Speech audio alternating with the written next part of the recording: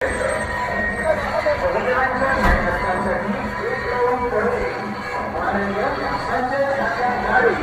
आंबेडकरांचा पक्ष माझ्याकडे, म्हणजे तुमच्या आज्यांचा, आमच्या बापाच्या बापाचा पक्ष आमच्याकडे, कंसात काही नसलेला पक्ष आमच्याकडे. तेव्हा आपण तरी एकत्रित येतो. तुम्ही जर माझ्या मूळ पक्षाचं अध्यक्षपद घेतलं तर दुसऱ्या नंबरचं पद आठवले साहेबांना मी घेण्यास कन्व्हिन्स करू शकतो. अशा प्रकारची चर्चा माझी आठवले साहेबांची त्यांच्या निवासस्थानी दिल्ली येथे झालेली आहे. रिपब्लिकन एक होत असेल तर मी दुसऱ्या नंबरचं पद ही तू पुरस्कृत करते. मी वयाने लहान असल्यामुळे तुला आधी म्हणतात तू प्रयत्न कर, मी त्याला तयार आहे. ओढलं आहे ते बाळासाहेबांकडे. बाळासाहेबांना आम्ही आमचा ओरिजिनल पक्ष द्यायला तयार आहोत, त्याचं अध्यक्षपद द्यायला तयार आहोत. परंतु दुसऱ्या नंबरचं पद आठवले साहेबांनी आम्ही द्यायला तयार आहोत. त्याच्यासाठी बाळासाहेब आंबेडकर राजी होतात की नाही होत आपण त्यांना विचारा ना. आमच्यामुळे अडला नाही हा प्रश्न आम्हाला विचारूच नका तुम्ही.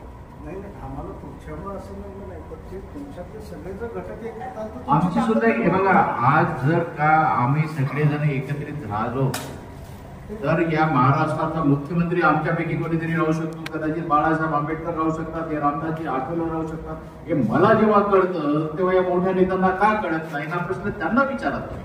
मी तयार आहे, माझ्यासाठी वय आहे, मी वाट बघायला तयार आहे. म्हणजे जर काही एखाद्या वेळेस मुख्यमंत्री पद भेटलं तर हे दोघे जण घेतील, मला नको. पण घ्या, समाजासाठी एकत्रित व्हा. ही कडकडीची विनंती मी करतोय. लेखी आहे माझ्याकडे, गाडेसाहेब तुम्हाला ते पत्र देतील. गाडेसाहेब पत्र देतील तुम्हाला लेखी. नेमकी अडचण काय? अडचण त्यांना विचारा. तुमच्या तुम्हाला अडचण की काय अडचण असावी? मी काय बोलू शकतो काय तुमचं बरोबर हाच प्रश्न पुढे येतो. काय अशा गोष्टी आहेत की ज्यामुळं काय इगो दुखावले जात आहेत? काय अशी तत्व आहे, काय इथिकेट्स आहेत जेणेकरून ह्या नेत्यांचे आपसापसामध्ये पटायत आणि ताकद विखुरली जाते? जेव्हा एक नंबरचं पद आम्ही बाळासाहेब आंबेडकरांना द्यायला तयार आहोत, इगोचा प्रश्न कुठे आलाय? बाळासाहेब आंबेडकरांना एक नंबरच्या वरचं पदच नाही ना आमच्याकडे.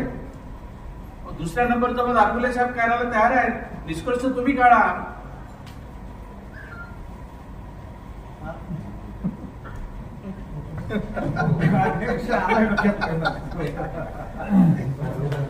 आजचं वाक्य नाही सरांचं, 2 वर्षापासून अमरावतीमध्ये सरांनी उमेदवारी अर्ज भरलेला होता.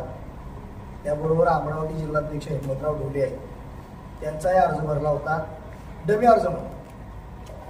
मात्र आदरणीय साहेबांच्या लक्षात आलं की सर्वसामान्य कार्यकर्त्याला उभारी देणं गरजेचं आहे, काळाची गरज आहे. पक्ष वाढवायचा असेल, संघटन वाढवायचं असेल, संविधान वाचवायचं असेल तर तळागाळातल्या कार्यकर्त्याला संधी देणं काळाची गरज आहे.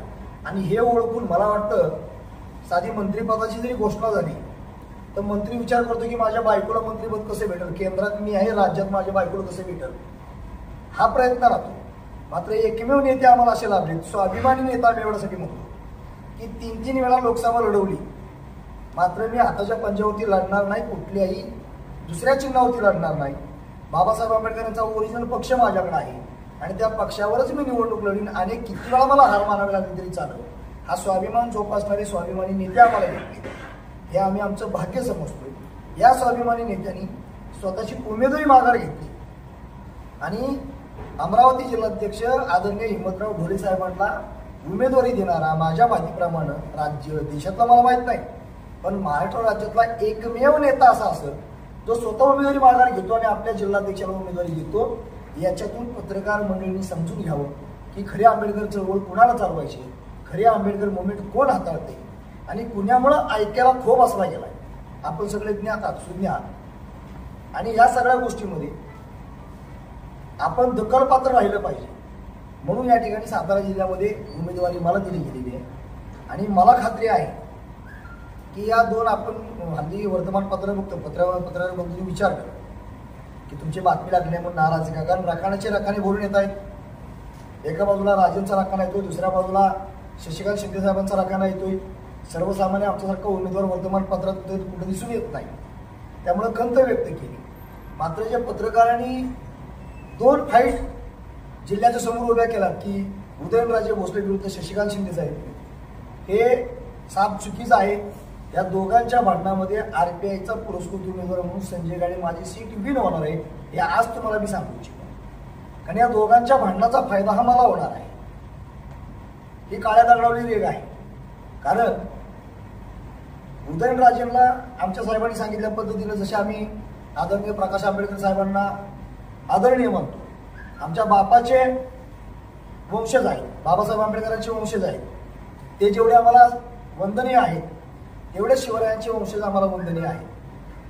मात्र शिवरायांचे वंशज म्हणून उदयनराजे भोसले आम्हाला कायमस्वरूपी वंदनीय आहेत, पण लोकप्रतिनिधी म्हणून ते अपयशी ठरले, कारण ते जातीवादी पक्षात गेल्यामुळे आम्हाला त्यांना विरोध करावा लागतो. ही एक बाजू झाली. दुसऱ्या बाजूला माहितीनं जो उमेदवार दिलेला आहे तो उमेदवार म्हणजे अगदी चालू काळामध्ये एवढा मोठा भ्रष्टाचार करेल असं कोणी स्वप्नातही बघितलेलं नव्हतं. 4,000 कोटी म्हणजे ही बारकी रक्कम नाही. आणि 4,000 कोटी रक्कम जर त्यांनी भ्रष्टाचार केला असेल तर तो पैसा निवडणुकीमध्ये वापरला जातोय की काय, आणि त्या पैशावरती मतदारांना बुडवलं जातंय का, विकत घेतलं जातंय का, हा सुद्धा पत्रकारांनी बारकाईने लक्ष ठेवा. कारण ही लोकशाहीची थट्टा चालवण्याचा प्रकार झालेला आहे. जे एखाद्या मुतारीमध्ये जर तुतारीचा उमेदवार 4,000 कोटीचा भ्रष्टाचार करत असेल तर सर्वसामान्यांना उमेदवारी लढवायची की नाही हा प्रश्न निर्माण होतो. आणि त्यांनी कितीही सोज्वळपणा आणला तरी जिल्ह्याला माहिती झालेली की यांनी 4,000 कोटीचा भ्रष्टाचार केलेला आहे. लोक त्यांना नाकारणार आहेत. गत पंचवार्षिकला उदयनराजे भोसलेंना नाकारलेला आहे, यावेळेला शशिकांत शिंदे साहेबांना नाकारणार आहेत, आणि 100% रिपब्लिकन पार्टी ऑफ इंडियाची सीट ही विजय होणार आहे हा आत्मविश्वास आम्हाला. कारण नोटिफिकेशन 12 तारखेला पडलं, त्याच्या अगोदर 2.5 महिन्यापासून आमचा प्रचार आणि प्रसार चालू आहे. साहेबांनी सांगितल्या पद्धतीनं वचननामा घराघरामध्ये पोहोचलेला आहे. आणि आमचा अजेंडा किंवा आमच्या मागण्या किंवा आम्ही जी आश्वासनं देतोय ती या आताच्या विद्यमान खासदारांसारखी आम्ही आश्वासनं देत नाही. आमची आश्वासनं ही आहेत, 65,000 मराठी शाळा ज्या बंद केल्यात आहे भाजप सरकारनं, जे कोरोनाच्या भयावह काळामध्ये भाजप सरकारनं गपचीप एक कायदा पारित करून घेतला न्यू एज्युकेशन ऍक्ट म्हणून, आणि त्याच्यामध्ये मराठी मीडियमच्या 65,000 शाळा बंद केल्या. मराठी मीडियममध्ये गुजराती बनिया बामणाची पोरं शिकत नाही, तिथं वंचित घटकाची मुलं शिकतात. वंचित घटकाला आडाने ठेवायचं जे का पाप केले भाजप सरकारनं, त्यामुळं भाजपच्या उमेदवाराला कुणीही मतदान करणार नाही. दुसऱ्या बाजूला भ्रष्टाचारी, आता राष्ट्रवादी म्हणायचं का भ्रष्टवादी म्हणायचं हा प्रश्न लोकांना पडलाय, त्यामुळे त्यांनाही मतदान केलं जाणार नाही. मी साहेबांच्या साक्षीने सांगतो 4 तारखेचा निकाल अनपेक्षित असेल आणि संजय गाडे खासदार म्हणून दिल्लीमध्ये आपल्याला बघायला भेटेल हे आपल्याला मी शाश्वत करतो. साहेब एक प्रश्न विचारतो की आंबेडकरी चळवळीमध्ये जे नेते आहेत त्यांनी आज काँग्रेस असो किंवा BJP असो बी टीम म्हणून काम केलं असेल त्याच्यावर धक्का ठेवला जातो आणि म्हणूनच आंबेडकर चळवळीचं नुकसान झालंय, त्यास एकूण समाजाचं नुकसान होते असं तुमचं वैयक्तिक त्याबद्दल काय म्हणतात? आम्ही 80 बनायला तयार आहोत. आम्हाला जर तुम्ही आघाडीने जर सीट दिली आम्ही 80 बनायला तयार आहोत. तुम्ही टीम बनवायला तुम्हीच काढले पण सीट और नो सीट आम्ही करणार नाही.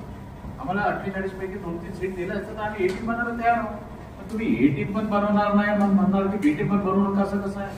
म्हणजे तुम्ही आम्ही तुम्हाला मॅच खेळायला देऊ देणार नाही, तुम्ही बॅट हातात घेऊच नका असं थोडी आहे. आज जर आम्हाला काही सीट दिल्या असत्या, साताऱ्याची सीट आम्हाला सोडली असती कोणी 2 पैकी एखादी, आम्ही 80 बनायला तयार आहोत. तात्या किती मतांनी निवडून याल तुम्हाला काय वाटतं? मला खात्री आहे 5 मतं जास्त पडली तरी मी समाधानी राहणार आहे. त्याचं कारण तुम्हाला सांगतो. अगदी कानोसा जरी लोकांचा कानोसा घेतला तरी सुद्धा भाजपच्या उमेदवाराला लोक कंटाळल्यामुळे भाजपलाच लोक कंटाळलेले आहेत. दुसऱ्या बाजूला महाविकास आघाडीचे शशिकांत शिंदे साहेब आहेत. अगदी जबाबदारीचं भान ठेवून मी आज पत्रकारांच्या समोर माझ्या बॉसच्या साक्षीनं वक्तव्य करतोय. शशिकांत शिंदे साहेब राजकारणामध्ये माझे ते प्रतिस्पर्धी या क्षणाला, तसं त्यांचं माझा अगदी जवळचे संबंध आहेत. शशिकांत शिंदे साहेब सुद्धा जावळीचे आहेत. म्हणजे कधी ते सोयीनुसार जावळीचे होतात, कधी वाशीचे होतात, कधी लासुरण्याचे होतात, तर कधी सातारकर होतात, कधी कोरेगावकर होतात. तो त्यांचा भाग झाला. मात्र जबाबदारीचं भान ठेवून तुम्हाला सांगतो 2007 साली मी त्यावेळेला पॅंथर सेनेचा जिल्हाध्यक्ष म्हणून काम करत होतो. साहेब 2007 साली जावली तालुक्यातलं मामुर्डी नावाचं गाव आहे. त्या मामुर्डी गावामध्ये अश्वरोड शिवरायांचा पुतळा आहे. गावातला भ्रष्टाचार बाहेर काढला जातो. तिथला स्थानिक ग्रामपंचायत सदस्य मराठा समाजाचा तो गावातला भ्रष्टाचार बाहेर काढतोय, माहिती अधिकार टाकतोय. म्हणून त्या मामुर्डी गावामध्ये शशिकांत शिंदे साहेबांनी श्रीमंत छत्रपती शिवाजी राजे भोसले जे आमचं आराध्य दैवत आहे, शिवरायांची पुतळा विटंबना घडवून आणलेली होती, हे जबाबदारीने सांगतोय तुम्हाला. ज्या शिवाजी महाराजांची पुतळा विटंबना शशिकांत शिंदे साहेबांनी घडवून आणली, आम्हाला फक्त 14 वर्ष संन्यास घ्यावा लागला होता. आम्ही 16 वर्ष संन्यास भोगला. 8 वर्ष तालुका कोर्टामध्ये केस चालली, 8 वर्ष डिस्ट्रिक्ट कोर्टामध्ये केस चालली. दोन्ही बाजूचा निकाल नील लागला. त्या प्रकरणामध्ये संजय गाडे आपल्याला डोईजड होतोय, आंबेडकर चळवळीतला कार्यकर्ता डोईजड होतोय.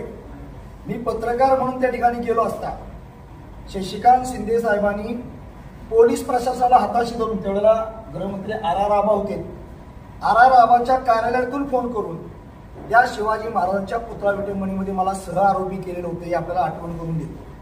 म्हणजे हा माणूस स्वतःच्या स्वार्थासाठी, खावडीचं प्रकरण असं जातीय दंगली घडवणार, खावडीचं प्रकरण सुद्धा शशिकांत शिंदेनेच घडवलं होतं. हा माणूस स्वतःच्या राजकीय स्वार्थासाठी कुठल्याही थराला जाऊ शकतो. कारण 2007 साली शिवाजी महाराजांची पुतळा विटंबना शशिकांत शिंदेनी घडवून आणली, त्याच्या पापाचं प्रायश्चित्त म्हणून या इलेक्शनला शशिकांत शिंदे सपाडून पाडणार, हा माझा शब्द आहे. आणि संजय गाडे शिवाजी महाराज